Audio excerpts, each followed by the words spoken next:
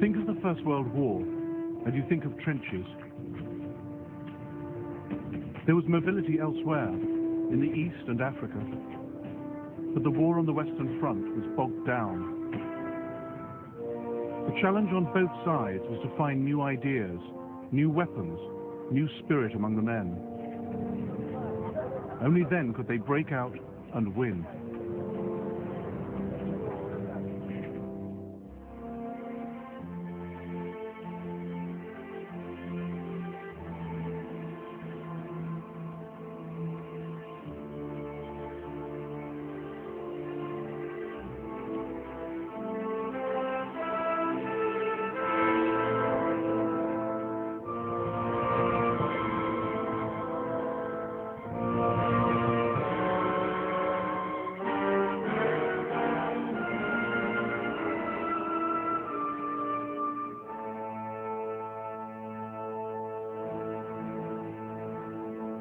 In September 1914, the Allies had stopped the German drive into France at the Marne.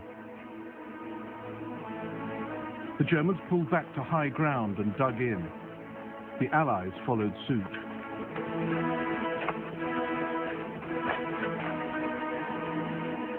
The result, 500 miles of trench and fortification stretching from the Channel to Switzerland, allowing ground to be held with fewer men, freeing troops for other fronts.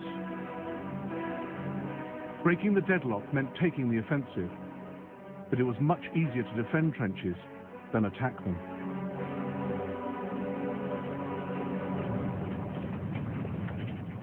For all their blood and mud and horror, trenches saved lives. They were places of fear and bad smells, where walls might be shored up with limbs and corpses, but they were the safest places to be in a battlefield swept by machine gun fire, devastated by shelling. The greater danger came when you left them.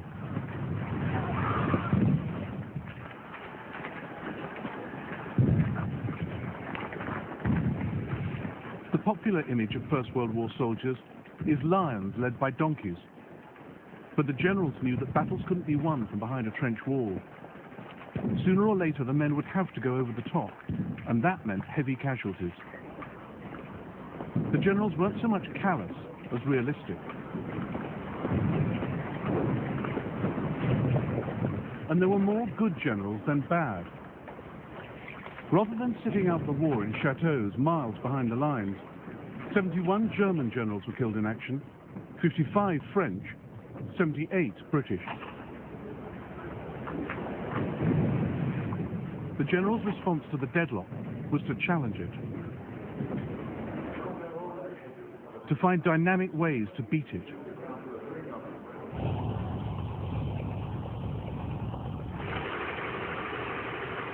In 1916, both sides looked for a place to break through, where an attack could be concentrated and supplied.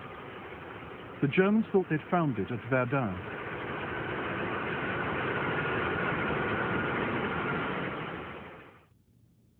A town and mighty fortress on a salient, a tongue of France sticking out into the German lines.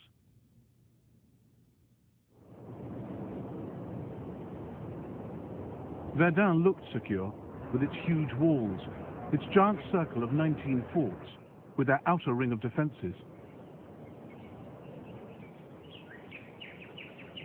But the French had now downgraded Verdun's status, removing many of its guns to needier sites.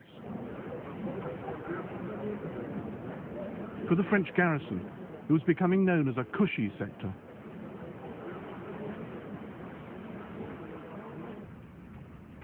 We have almost nothing to worry about. We often play cards, and sometimes we have to drop them and pick up our rifles, but it's usually a false alarm. So we go back to our seats and our cards, our minds completely on the game again.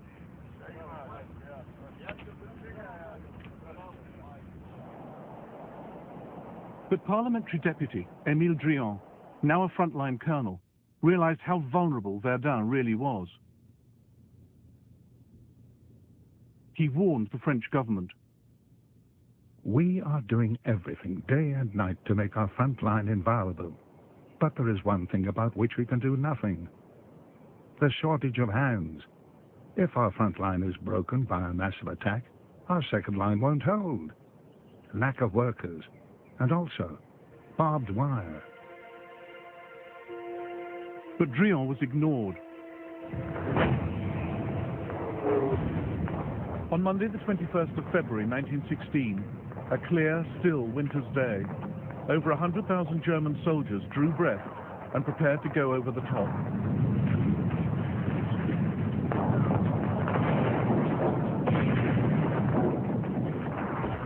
They had surprise on their side. Above them, they had air superiority. No Allied planes had spotted their preparations.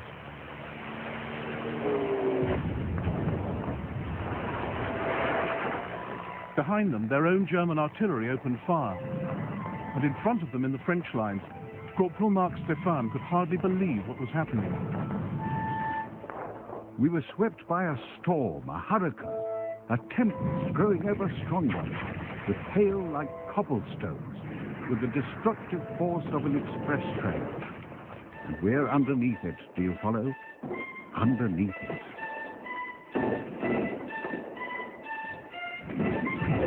The Germans fired 1 million shells that day. When a shell bursts a few meters away, there's a terrible jolt, and then an indescribable chaos of smoke, of earth, of stones, of branches, and too often, alas, of limbs, flesh, a rain of blood. By 3 o'clock in the afternoon, the section of the wood which we occupied and which, in the morning, was completely covered with bushes, looked like the timber yard of a sawmill. A little later, I'd lost most of my men. The Germans were evolving new solutions to the problems of attack. They delegated command forward to the men at the sharp end, training them to advance in small groups, zigzagging and crouching, equipped with fearsome new weapons, light mortars, grenades and flamethrowers. They called these units stormtroopers.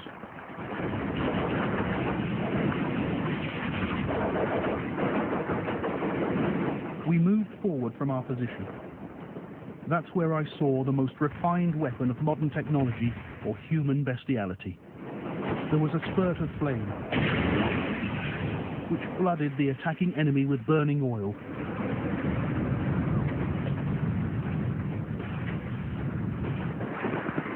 Verdun was one of the defining battles of the 20th century. Among the attacking Germans was a young Lieutenant Paulus, who, as a general in the Second World War, would command the siege of Stalingrad.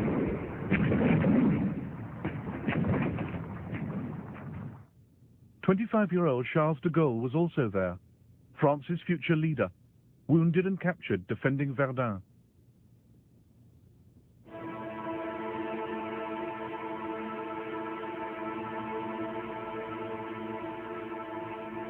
On the second day of the attack, at his headquarters, Colonel Drian received absolution from his chaplain and wrote a note to his wife. The hour is near. I feel very calm. In our wood, the front trenches will be taken in a few minutes. My poor battalion spared until now. He sent a message to his divisional commander. We shall hold out against the Boche, although their bombardment is infernal.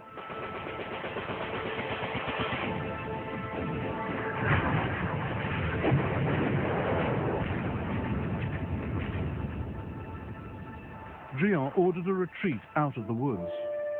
Then one of his men was hit. As Drian started to dress the wound, he too was shot. I clearly saw the colonel throw up his arms and shout, "Oh my God." Then he half turned and collapsed. When I could get over to him, there was no sign of life. Blood was flowing from a head wound and from his mouth. He had the color of a dead man.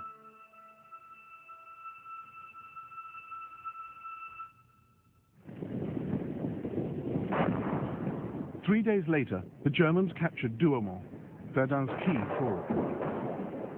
Germany was jubilant. Church bells rang out. A national holiday was declared.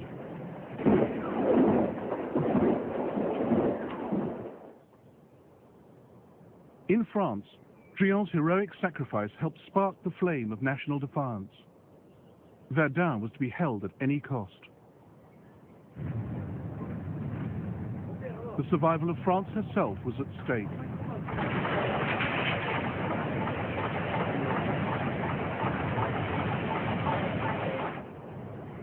They shall not pass, declared General Philippe Pétain, Verdun's new commander. He rotated his troops. 3/4 of the French army at one time or another defended Verdun, a national effort that ensured whole units were not totally destroyed in the battle.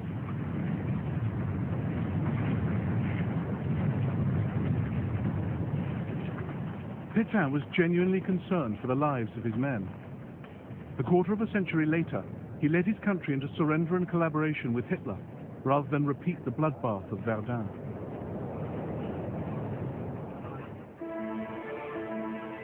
Route Nationale 93.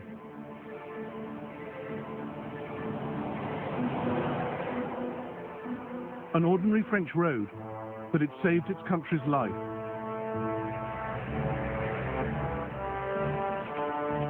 Night and day, supplies of Verdun rolled along the Voie Sacrée, the sacred way, as well as by rail.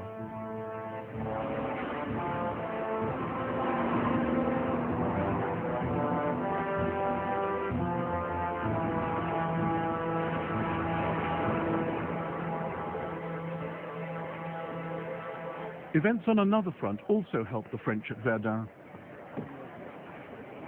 At the end of 1915, the Allies, Britain, France, Italy and Russia, had agreed a plan for 1916 to pull Germany in different directions. Now the deal paid off. A successful Russian offensive forced Germany to switch troops from France to the Eastern Front. From June, the initiative at Verdun passed to the French.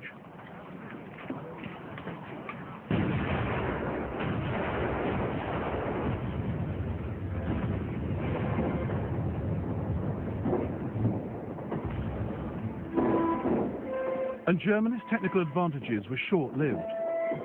Throughout the war, new ideas were quickly picked up by the other side.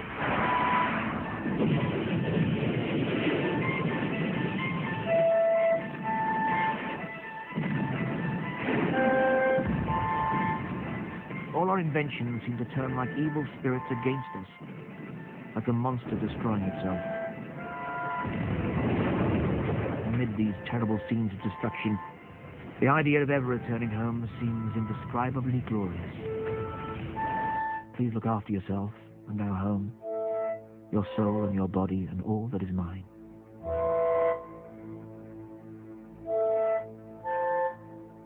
Franz Marc was killed later that day.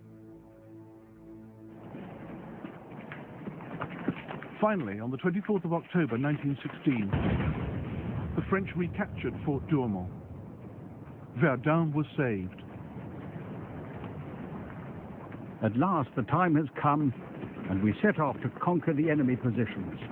They don't offer any resistance, and the few men who are still alive come out of their holes crying, "Camarades!"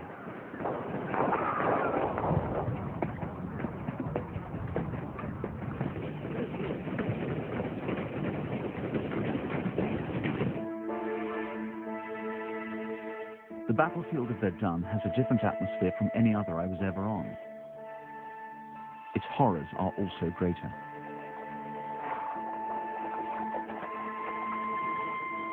But there's a feeling of intense satisfaction. It was at Verdun that the French people found themselves again and emerged from the clouds which have hung over them since their defeat by the Germans in 1870. France had learned a string of lessons at Verdun about artillery, new weapons, logistics and manpower. But at a cost of over 1/3 casualties. German casualties were nearly as high, but Germany, fighting alone in the west and with weak allies on other fronts, could not endure losses on this scale. She would not launch another major offensive on the Western Front until 1918.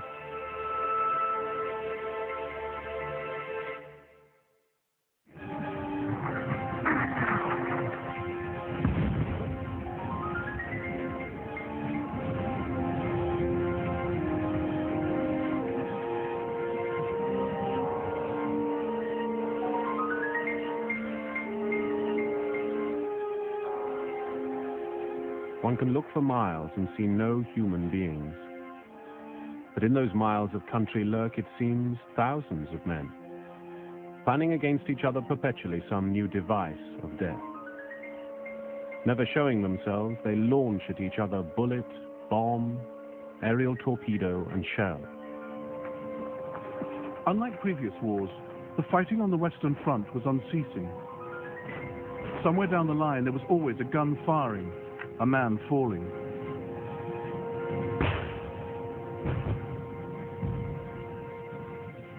But for the troops of both sides, life was not always unrelenting warfare.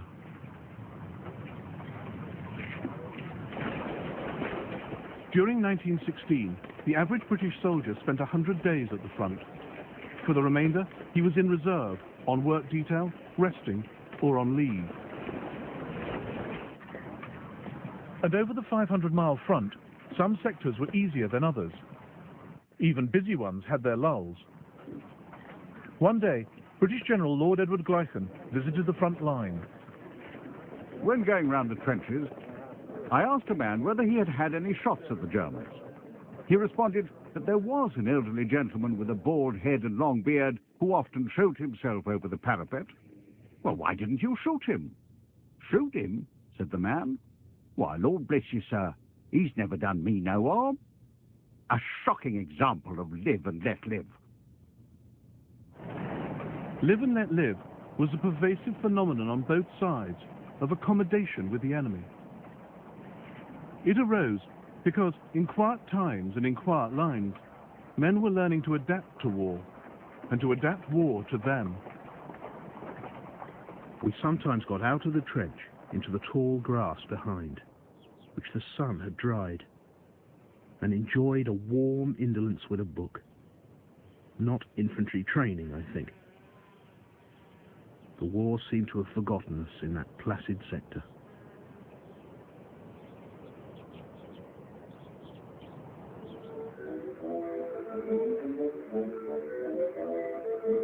Quand les Gotha viennent sur Paris, mais à la cave me mettent à l'abri, je retrouve là, en pyjama, un tas de gens assis sur des pliants, de longs murs dans un angle obscur, qui dernièrement un couplet étonnant, de beau vieux bourgeois, madame aux emplois, criait s'appelait toi. Viens voir contre toi, viens voir contre moi, viens voir, viens, si mon Adrien, c'est tout ce que j'ai peur, ça c'est sur mon cœur, je vais mourir de frayeur. I'm with officers and sergeants who are great fun. There's lots of schnapps and wine, and every day we get so drunk we forget whether we're at war or in City Street. À l'heure du pied le lendemain, nos deux copains avaient pris le train, d'un cœur léger, ils vont... In my village, there was a piano actually in the trench in the front line, and we had many a good sing-song. La nuit, à quel écueil je me perdis.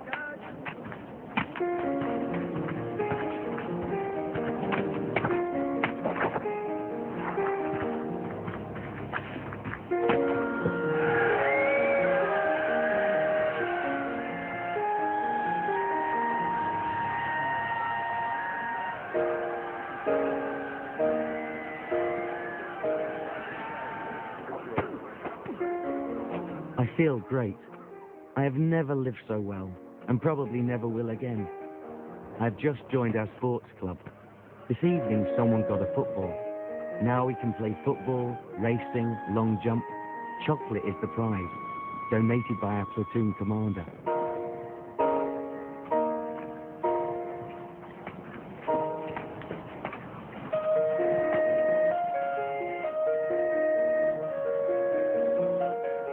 Life in this sector is gloriously lazy. Weather is perfect. The enemy most peaceful. And there's little to do but lie on one's back and smoke, or write imaginative letters back home. It would be child's play to shell the road behind the enemy's trenches, crowded as it was with ration wagons and water carts, into a blood-stained wilderness. But on the whole, there is silence. After all, if you prevent your enemy from getting his rations, his remedy is simple. He will prevent you from drawing yours.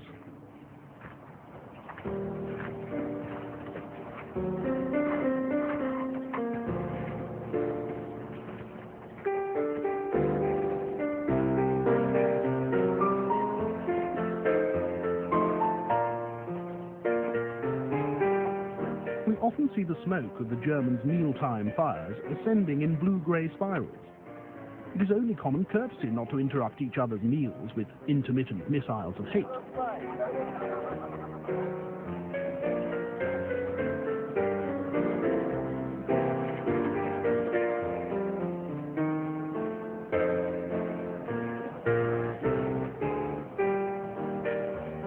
One day while our infantry was cooking, there was a shout from the enemy trench. Could he come and eat too? He was invited over. The Frenchman came and ate and made himself comfortable. And from then on, whenever the Frenchman noticed that food was ready in the German trenches, he came and joined in. Sometimes an officer tried to stir his men into a little action. How about posting a sniper or lobbing over a grenade? We received the following message tied to a stone from the German trenches opposite. We're going to send a 40-pounder. We've been ordered to do this, but we don't want to. It'll come this evening, and we'll blow a whistle first to warn you so that you have time to take cover. All happened as they said it would.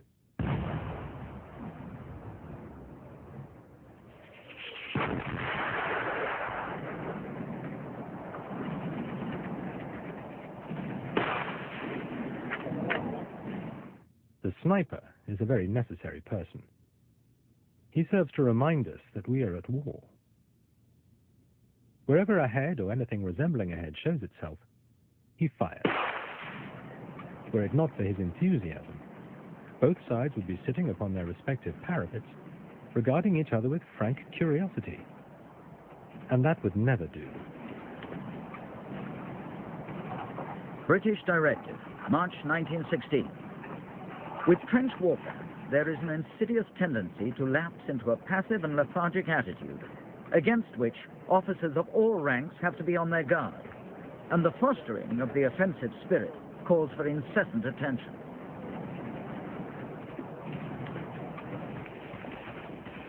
Live and let live was dependent on the sector and the troops manning it. The Germans didn't like facing the Highland regiments. The British couldn't get along with the Prussians. But some of the other Germans were fine. The soldier Mike gave us some useful hints. It's the Saxons that's across the road, he said, pointing to the enemy lines, which were very silent. They're quiet fellows, the Saxons. They don't want to fight any more than we do. So there's a kind of understanding between us. Don't fire at us, and we'll not fire at you.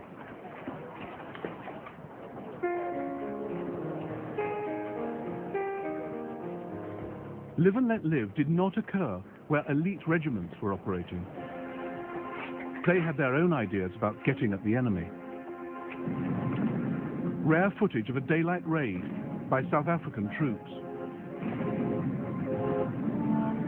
The idea was to dominate no man's land. To say to the enemy, it's not no man's land, it's ours.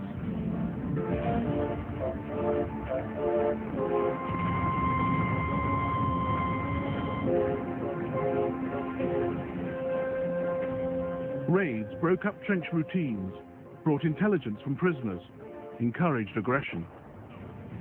This, British High Command thought, was the cure for live and let live.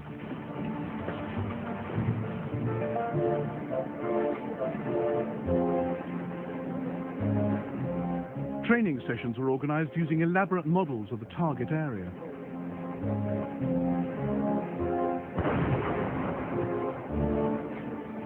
Raiding became compulsory for all regiments, and laggards were rooted out. Higher ranks appeared in our midst. Chief of all, the Brigadier General, followed by an almost equally menacing staff captain. What was my name? I had not been round the company's wire. Why not? I was to go. Reports of daring raids were duly submitted, but some at HQ, like Brigadier General Crozier, smelt a rat. It became increasingly difficult as time went on to obtain correct reports from officers' patrols. It was my habit to order samples of German wire to be cut and brought back. Thus one would know that the German line had been visited. At least one squad of reluctant raiders had an answer to that. They found a large coil of German barbed wire in no man's land and just snipped bits off, sending them in with bogus reports. That went on every night. And the old man never knew we had a coil of jerry wire on our side.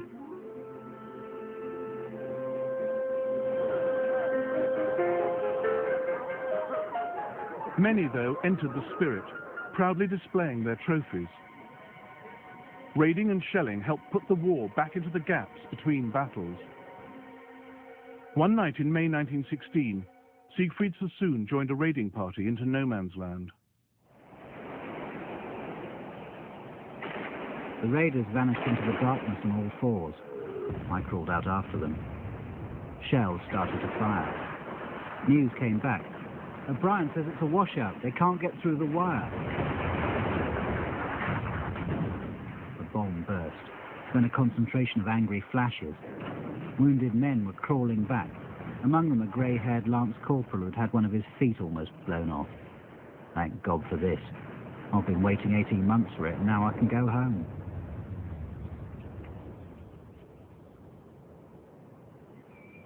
Sassoon's raid was launched from these trenches.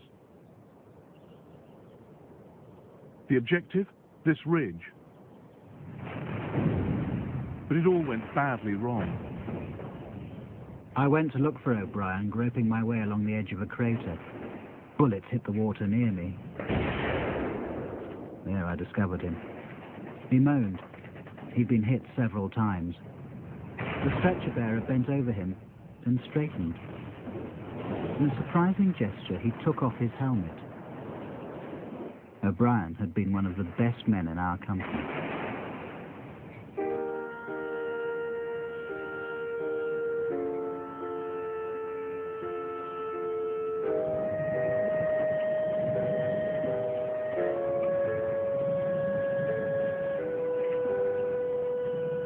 Shelling was the biggest killer of the war.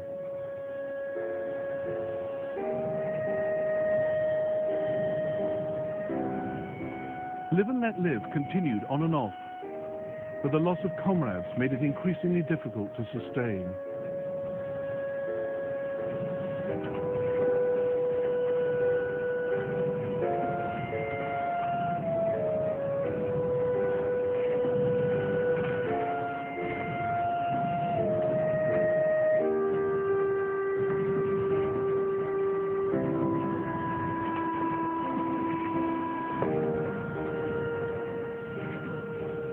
Speaking for my companions and myself, I can categorically state that we were in no mood for any joviality with Jerry. We hated his guts. We were bent on his destruction at each and every opportunity. Our greatest wish was to be granted an enemy target worthy of our Vickers machine gun.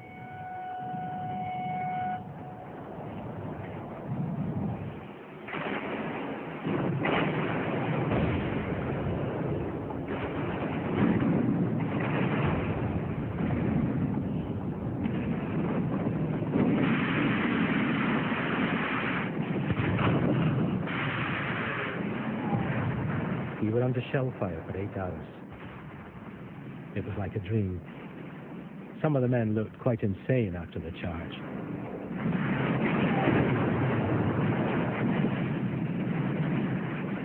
As we entered the German trenches, a great number came out asking for mercy. Needless to say, they were shot right off. The Royal Scots took about 300 prisoners and immediately shot the whole lot. There were many cases on both sides of prisoners being killed after surrender. Such atrocities fueled hatred further. But many prisoners were captured. They provided excellent opportunities for propaganda. British newsreel film of German POWs was used to convince audiences back home that Britain was gaining the upper hand. By the end of the war, there were nearly 9 million prisoners in total, and captivity was not their only hardship. It's already been 2 years since you were here last. and Mother Nature needs to fulfill her urges again. As you can't come and see me, I'm forced to go looking elsewhere. Don't think I'm joking, I'm serious. I don't care what you think of me, but you can't expect me to waste my youth like this. After all, I'm not made of wood, and what a person needs, a person must get. Please don't be cross with me, will you? Your ever-loving Thelma. Your sweet children send you lots of love. Another German wife was careful to reassure her absent husband. We've got a real slut in our house who's always got someone new with her. That bitch isn't good enough for such a decent man. The poor thing fights at the front, while she swans off to the cinema and the pub with the other fellas back home. Dearest man, please don't think evil thoughts, because there are also good women who are faithful to their men.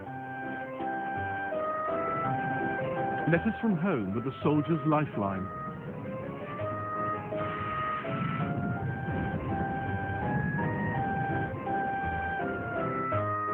German troops were offered these beguiling colour postcards to reassure loved ones that they were comfortable, happy and safe.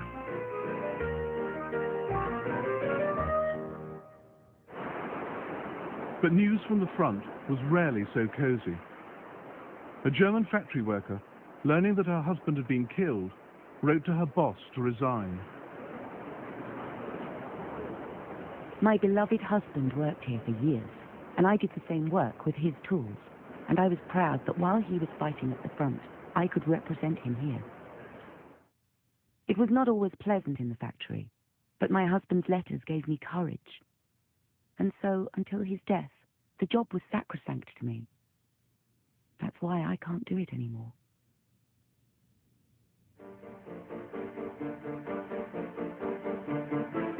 More and more women in Germany, France and Britain were making munitions. Many men were contemptuous of women's abilities to do their jobs, and fearful that if they managed it, the women might not clear off after the war. Jeannie Riley wrote to her husband at the front about her new job. We were told that the amount of work we do in 3 weeks would have taken the men 3 years. And Jamie, the men are getting quite mad at us. One woman I work with, well, she lost her finger in the machine in the works. But she's a tough one. When she came back from the Western Infirmary, she carried on like nothing had happened. I have to get up at 4:30 every morning. So I'll have you up at the same time when you come home, if God spares you. Jeannie's husband, Jamie, did come safely home. The most important battle Jeannie Riley and her colleagues were working towards in 1916 was the Somme. It's now a byword for wholesale suffering and slaughter, but its architect, General Sir Henry Rawlinson, conceived it as an offensive with limited objectives, more dependent on guns than manpower.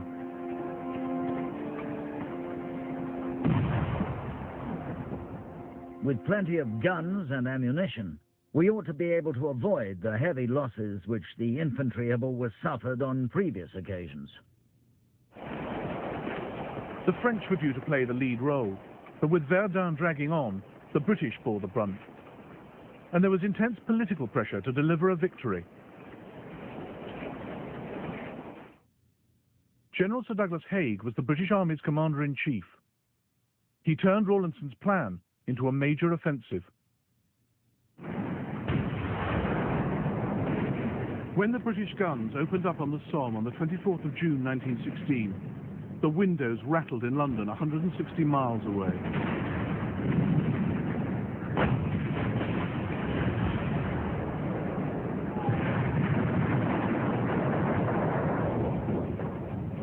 But after 7 days of bombardment, the British artillery had neither silenced the German guns nor destroyed their defences. A sergeant of the Tyneside Irish went over the top on the 1st of July, with lines of men on either side of him. I heard the patter-patter of machine guns in the distance. By the time I'd gone another 10 yards, there seemed to be only a few men left around me. By the time I'd gone another 20 yards, I seemed to be on my own. Then I was hit myself.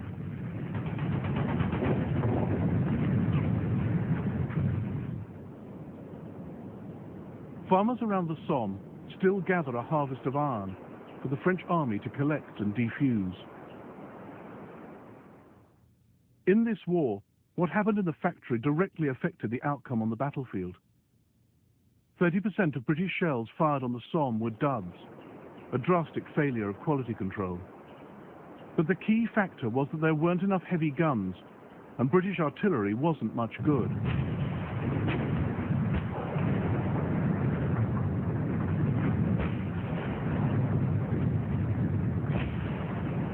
On that terrible first day, it became clear that the French knew what they were doing, and the British did not.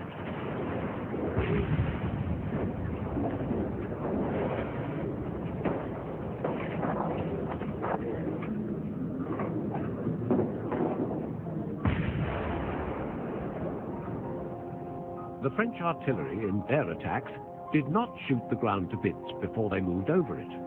A short, intense bombardment, followed by a rush of men, gave them the position clean and intact. We would shoot our ground into a quagmire and then send troops slowly forward over it and expect them to provide their own cover from the enemy's retaliation.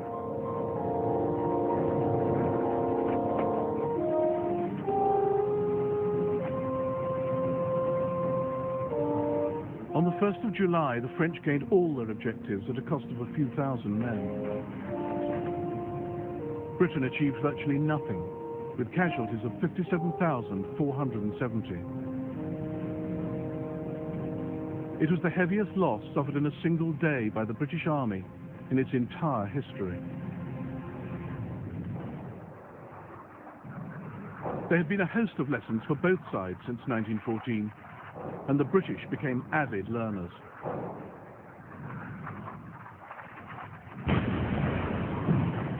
How to lay down shell fire over the heads of advancing men. How to locate enemy guns using flash spotting, sound ranging and trigonometry. And how to knock them out.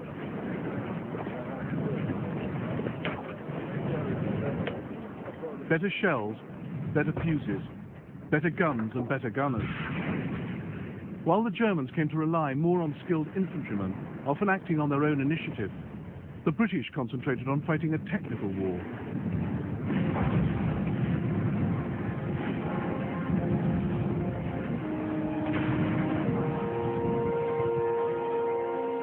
It was all too late for the Somme. Haig must bear the responsibility for not stopping the slaughter when the breakthrough failed. The battle petered out in November 1916, with around 500,000 casualties on each side.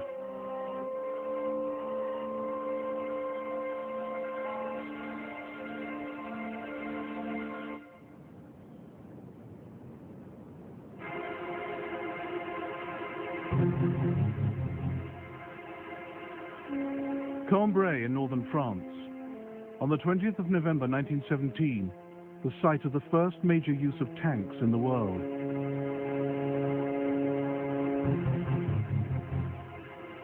Here, the British Army would put what they had learned into practice.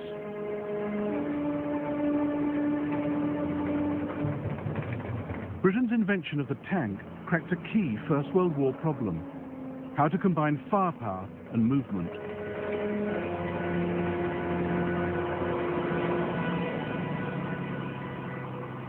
Tanks needed dry, hard ground. They got it at Cambrai. The attack was led by a general from the front. A lithe figure strode up, pipe aglow, ash stick under his arm. Unexpected, it was General Ellis. "I'm going over in this tank," he announced, tapping Hilda. I swung the door open, and he squeezed through inside.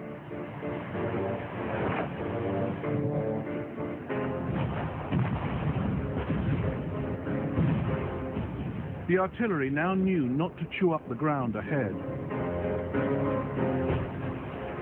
A short, sharp bombardment, and then over 300 tanks rolled into the first light.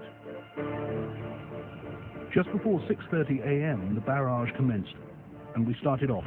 Our first bump came fairly soon. We climbed a bank, crashed through a hedge, and came down heavily on the other side. We were thrown about like so many peanuts, and we had to clutch on to whatever we could.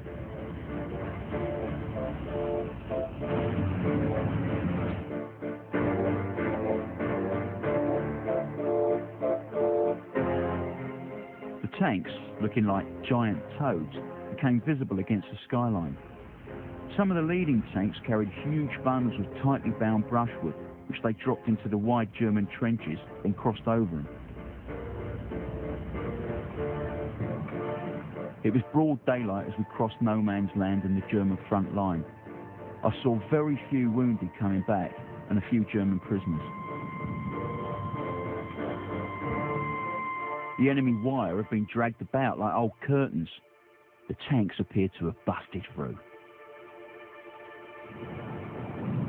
The tanks, still experimental, were part of one of the most sophisticated, innovative plans of the war. The aim was to break through the German lines with minimal loss of life.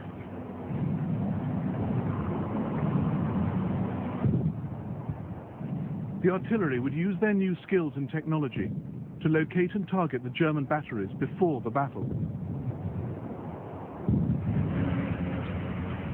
The tanks would punch a hole in the German lines, with the infantry tucked up close for mutual protection, while the cavalry pushed through.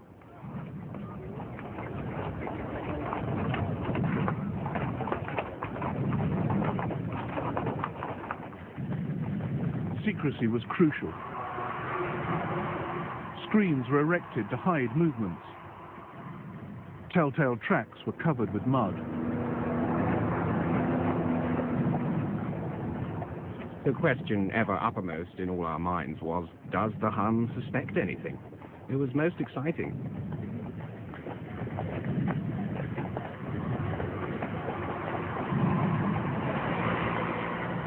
About 9 a.m., retreating infantrymen gave us an account of swarms of tanks, so many that it was absolutely impossible to stop them.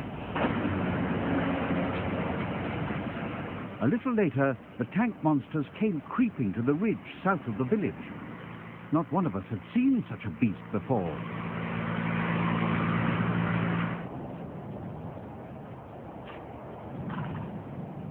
Then, a dramatic indication that real progress had been made.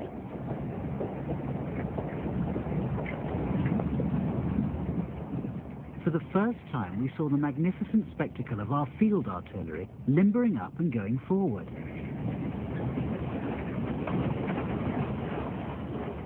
First at a trot, then at a gallop, battery after battery, to take up new positions on the captured German front line.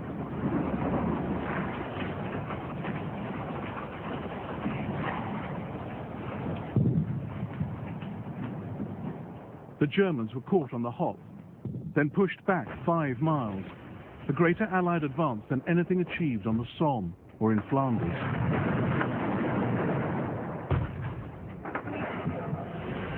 It was a long, hard day, but the sight of all the ground that had been taken with so little bloodshed was a real tonic.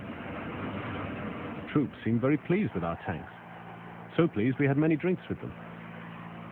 It's astonishing how much whiskey the British Army carries into battle.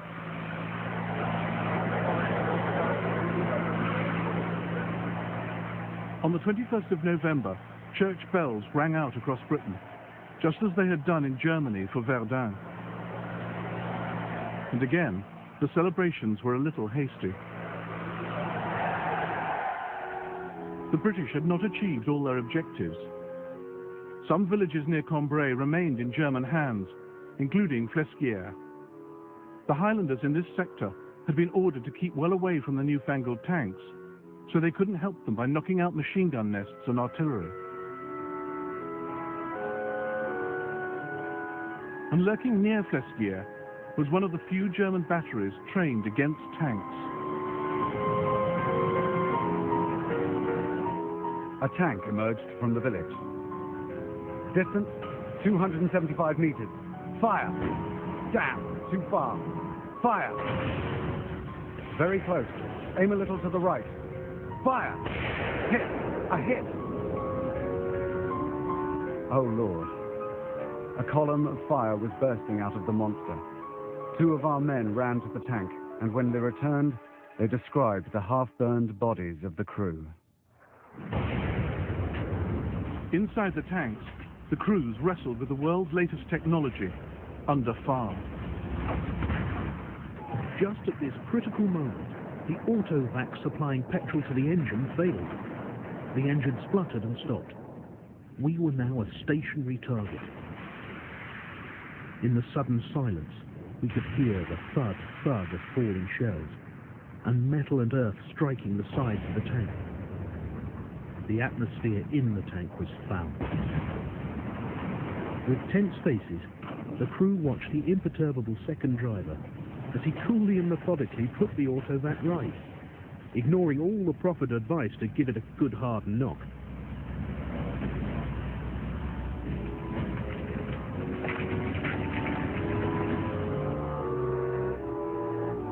The Germans knocked out 32 tanks at Flesquières.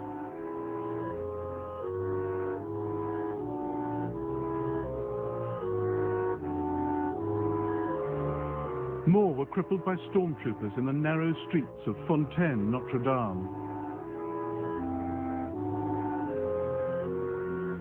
There was horrible slaughter in Fontaine, and I, who had spent 3 weeks before the battle in thinking out its possibilities, had never tackled the subject of village fighting. I could have kicked myself again and again for this lack of foresight, but it never occurred to me that our infantry commanders would thrust tanks into such places. The Germans also had the bright idea of mounting anti-aircraft guns on lorries and attacking the tanks with armor-piercing shells. 9 tanks rolled towards us. The captain orders, "Steady men, wait for it." When the enemy is less than 100 meters away, the command rings out, "Rapid fire." The first tank rears upwards. Those following halt. One direct hit after another.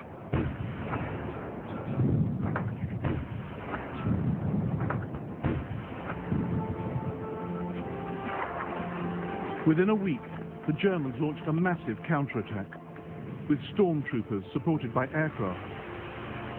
Within 10 days, they'd recovered all their lost ground.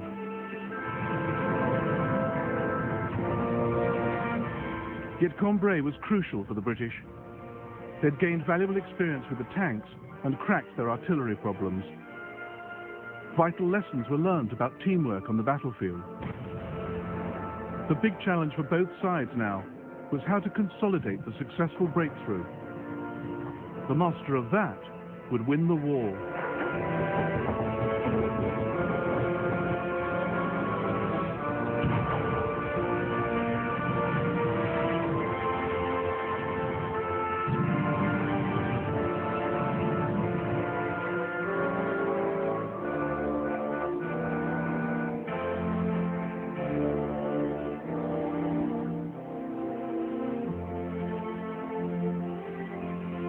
In the next episode of the First World War, British and German navies clash at Jutland, the dark world of spies and saboteurs, and America is pushed into the war.